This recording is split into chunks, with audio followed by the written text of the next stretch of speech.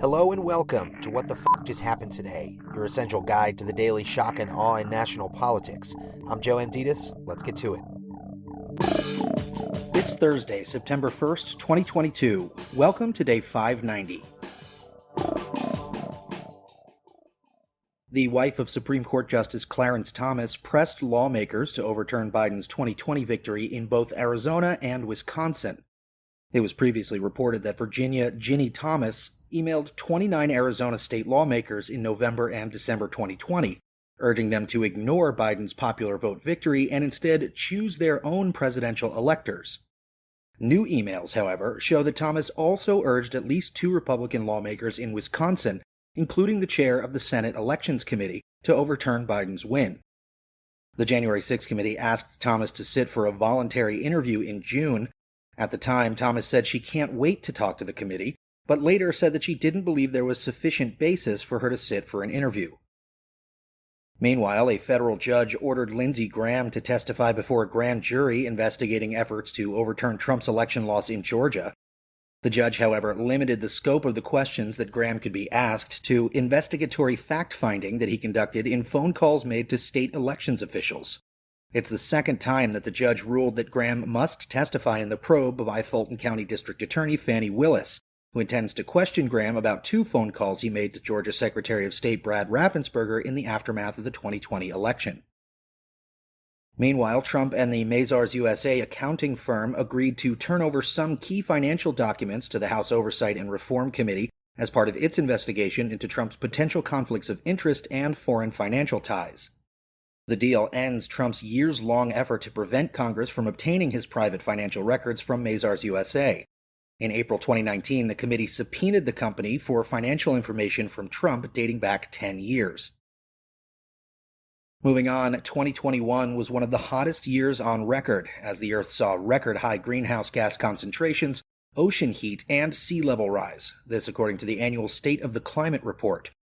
Depending on the data set referenced, 2021 was either the fifth or sixth warmest on record, making the last 7 years, from 2015 to 2021, the 7 warmest years on record. The global average sea level rose to a record high for the 10th consecutive year, and global ocean heat content saw record levels in 2021. In D.C., Republicans are exploring potential lawsuits to block Biden's plan to cancel some student debt for tens of millions of Americans. Although no lawsuits have been filed yet, Republican attorneys general in Arizona, Missouri, and Texas, as well as Ted Cruz and allies of the Heritage Foundation, have discussed a strategy that could see multiple cases filed in different courts around the country. Republicans have called debt forgiveness illegal, fiscally irresponsible, and unfair to Americans who never attended college or already paid off their education loans. Meanwhile, math and reading scores for elementary school students fell to their lowest levels in 2 decades during the coronavirus pandemic. Math scores dropped 7 points during the pandemic, a first-ever decline, while reading scores fell by 5 points, the largest drop in 30 years of National Assessment of Education progress testing. And finally, the average 30-year mortgage rate rose to 5.66%, the highest level since June. The 30-year fixed rate was 2.87% a year ago. The 15-year fixed rate average jumped to 4.98% from 2.18% a year ago, and in August, new listings dropped 15% from the same period a year ago, the biggest annual decline since the start of the pandemic. Goldman Sachs, meanwhile, estimates that the U.S. housing market will end 2022 with an overall 22% decline in new home sales and a 17% decline in existing home sales. Declines are expected to extend into 2023, with new home sales and existing home sales dropping by 8% and 14% respectively.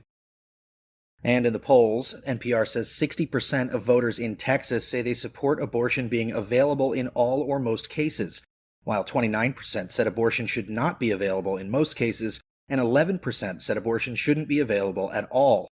A year ago, Texas implemented what was then the most restrictive abortion law in the country. And the Wall Street Journal says 52% of voters agree that the FBI search of Mar-a-Lago was part of a legal and proper investigation to determine whether Trump was involved in any wrongdoing, while 41% say it's just another example of the endless witch hunt and harassment the Democrats and Biden administration continue to pursue against former President Trump. That's all for now. You can find the links and sources for all of these stories on the main website. And as always, visit whatthefjusthappenedtoday.com for the latest news and headlines. Until next time, I'm Joe Amditas.